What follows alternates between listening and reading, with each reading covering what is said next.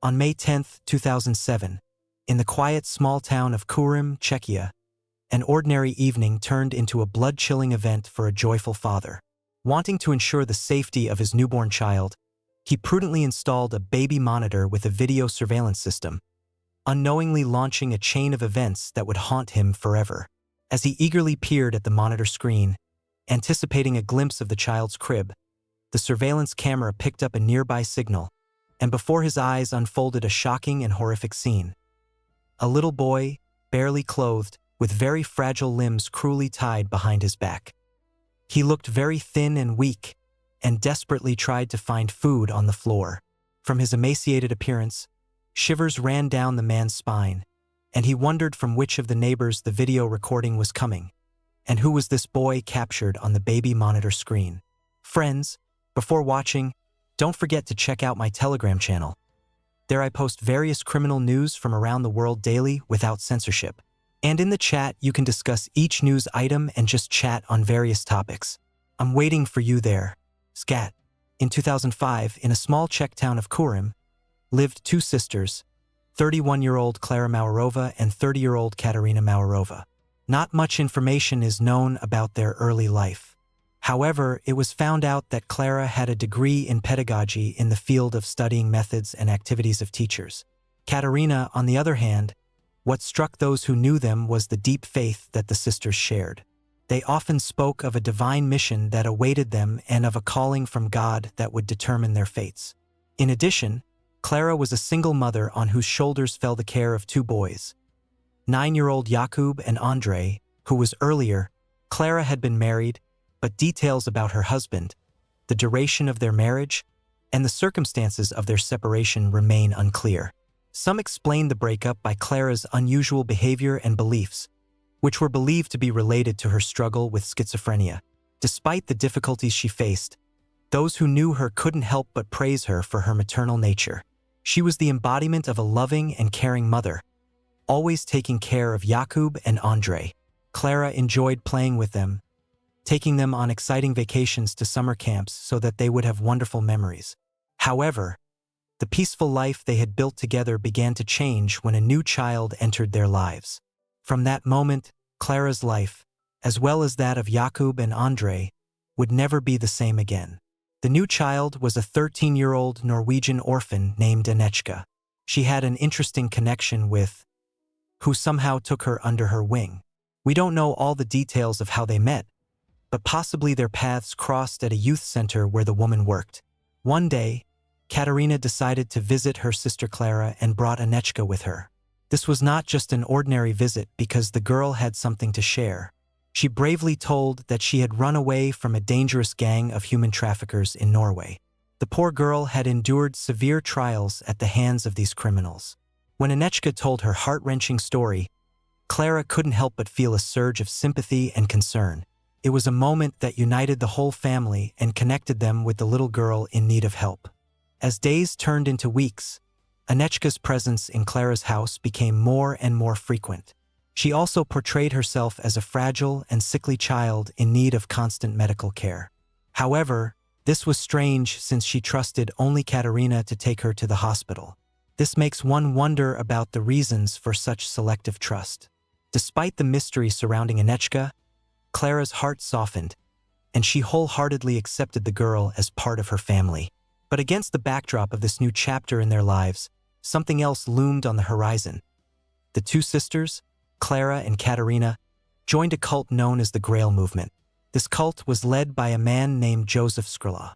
Members of the cult believed that committing good deeds could secure them a place in heaven and simultaneously rid them of the consequences of any committed crimes. However, it is not entirely clear how, when, and under what circumstances Klara and Katerina joined this group. Now, as the sisters delved deeper into the Grail movement, they soon discovered that their newfound faith had unforeseen consequences. The cult enticed strange messages and emails to arrive on Klara's phone. These SMS were received from an unknown sender claiming to be a doctor who had a perfect plan for treating the girl. The messages were, but convincing. In them, it was strongly recommended that Klara personally meet with this mysterious doctor and discuss Anechka's treatment. Curiosity got the better of her, and they arranged to meet late in the evening in a car. On the day of the meeting, Clara couldn't make out the man's face as it was dark. However, he presented Anechka's medical card, which somewhat reassured Clara. Feeling trust in the stranger, the woman accepted him as a new for the girl. However, she didn't yet know that this meeting would begin a whole chain of alarming events. Over time, the messages and emails from the doctor took a new turn. He proposed strange treatment plans, for example, instructing her to rub Anechka's body for hours, especially her intimate areas, claiming that this would bring her happiness. This was strange, to say the least. As time passed, something changed in Clara. It seemed that her attention shifted away from her sons, and she began leaving them in the care of their grandparents. This shift in attention coincided with Clara's growing idea to adopt Anechka. However, a strange twist occurred when the doctor, sending cryptic messages, said that adoption was impossible because Clara's son allegedly mistreated Anechka. It is unknown whether there was any truth to this accusation or if it was just a manipulation tactic. Heartbroken and not knowing what to do, Clara turned to the doctor for advice. To her great surprise, he proposed a rather strange solution to her dilemma: to cure her son of an evil spirit through cruel discipline, love, and physical punishments. As a result, Clara began punishing her sons with unrelenting severity. She seemed to seek any excuse to cause them pain. This was a shocking and heart-wrenching sight. She resorted to beatings with bare hands, wooden spoons, and belts, and even subjected her sanity and eased her acceptance of such radical measures. Regardless of what it was, Clara's family was now enveloped in a web of pain and confusion. The once loving mother seemed lost, as if her soul had been consumed by darkness. In August 2006, something strange and alarming happened.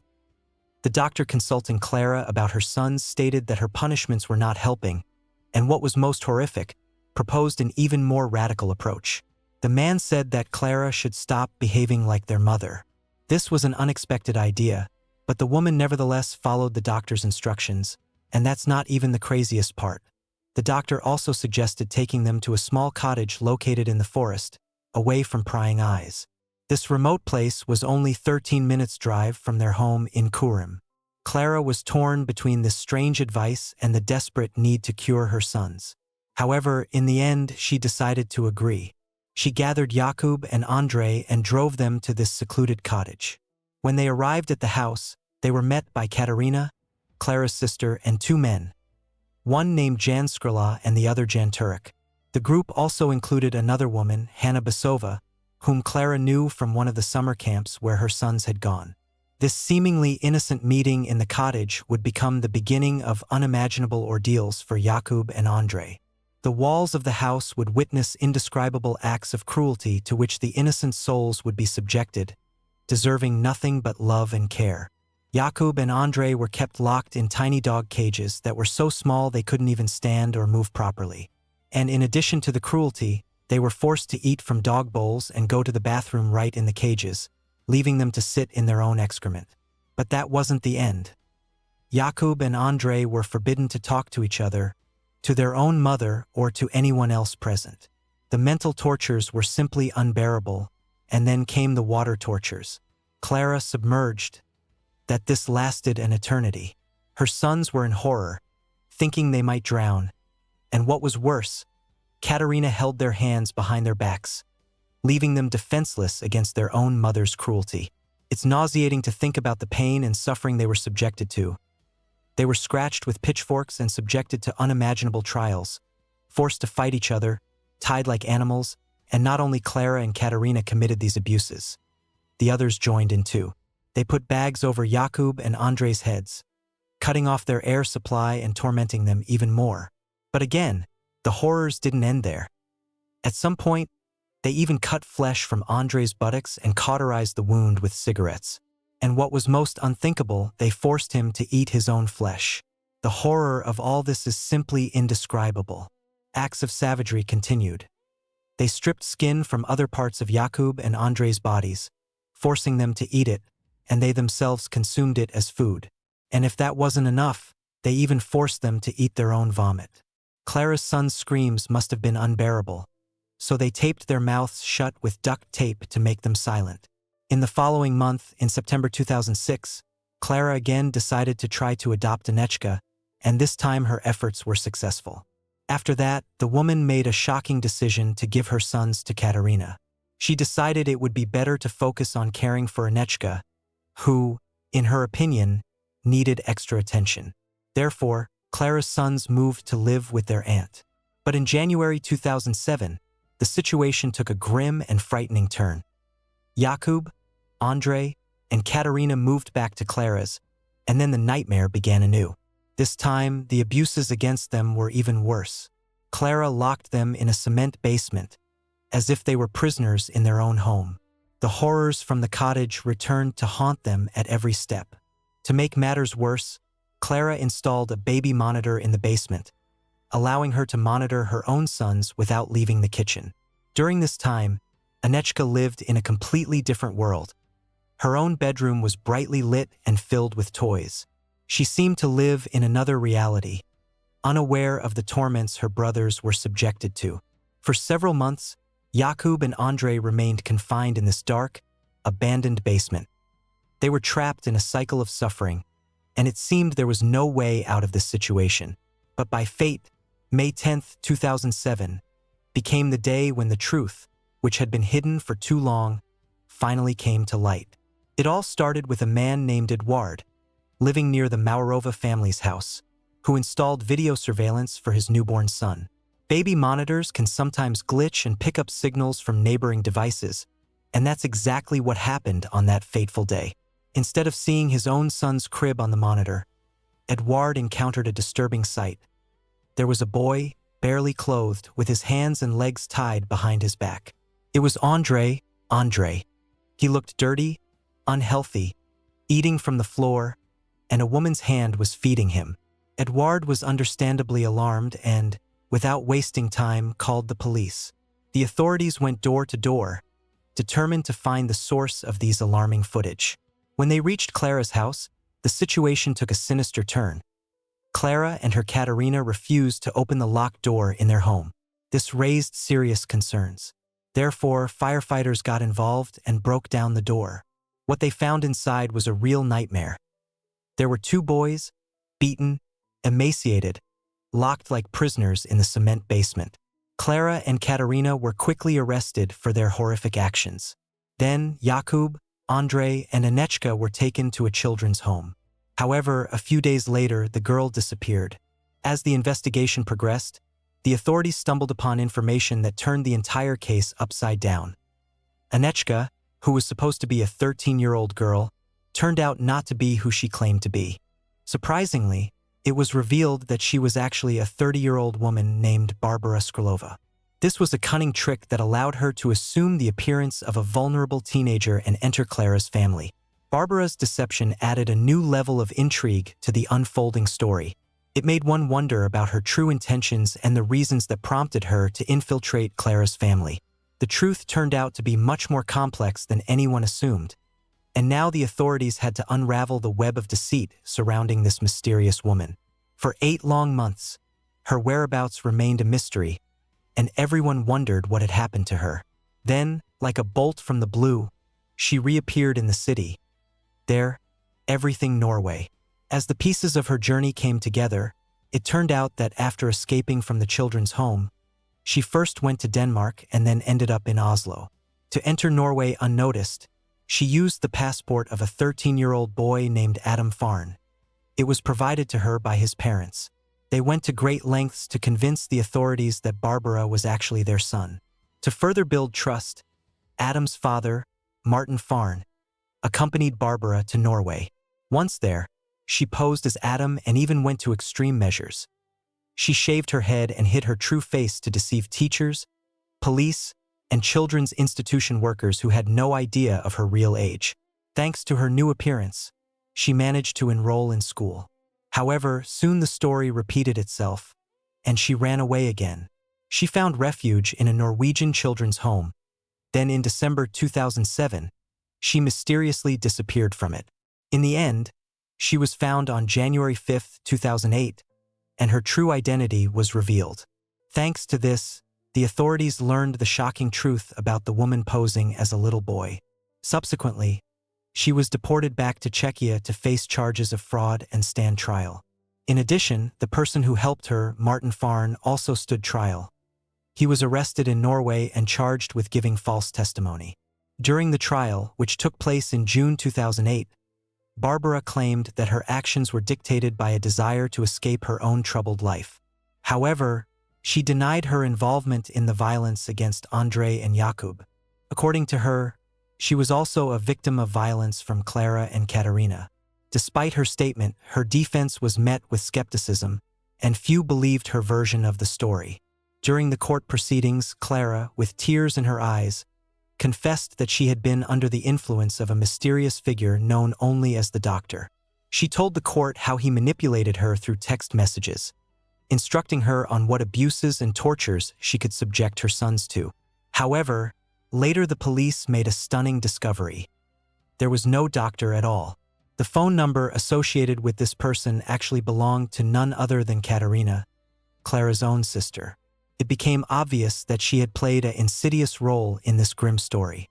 The evidence indicated that Katerina knew about Barbara's true identity long before introducing her to the family as the supposed 13-year-old Anechka.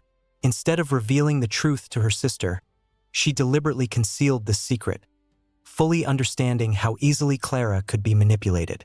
This was a sinister plan with far-reaching consequences that led to the suffering of innocent people at the hands of those they should have trusted. The courtroom was stunned by the shocking information, and everyone tried to understand the motives behind such horrifying acts. And now, prepare for the strangest twist in this already convoluted story. It turned out that Joseph Skrila, the leader of the cult known as the Grail movement, was actually Barbara's biological father. As the details fell into place, it became clear that Joseph played an important role in the events that occurred. It was he who provided the documents shown to Clara on that fateful night in the car. But that wasn't all. Jan Skrila, one of those whom Clara encountered in the cottage where her sons were subjected to unimaginable abuses, turned out to be Barbara's brother. The shocking revelation only exacerbated the already chaotic and tangled case. Whether Joseph was found or not remains a mystery. However, justice still prevailed over the other participants. Clara was sentenced to 9 years in prison, and Katerina to 10 years. The other persons involved in the ordeals in the cottage received terms from 5 to 7 years. Barbara, who also played a key role in the disturbing events, was sentenced to 5 years in prison. However, she was released after serving half her term thanks to her lawyer's successful argument about the deterioration of her psychological state during her time in prison. The judge also imposed a 5-year probation period on Barbara after her release from prison. The fate of the two boys remains unclear, but there are rumors that they were eventually adopted by an American family. After this horrifying case, their lives were forever changed under the influence of what they experienced. The scars of their traumatic past will undoubtedly have a profound impact on their adult lives as they embark on the path of healing. It's impossible not to wonder if they will ever find inner harmony and rebuild their lives after enduring such darkness. Friends, what do you think about this horrible case? Write your opinion in the comments, and also subscribe to my YouTube channel and my Telegram channel. Links will be in the description. We're not saying goodbye.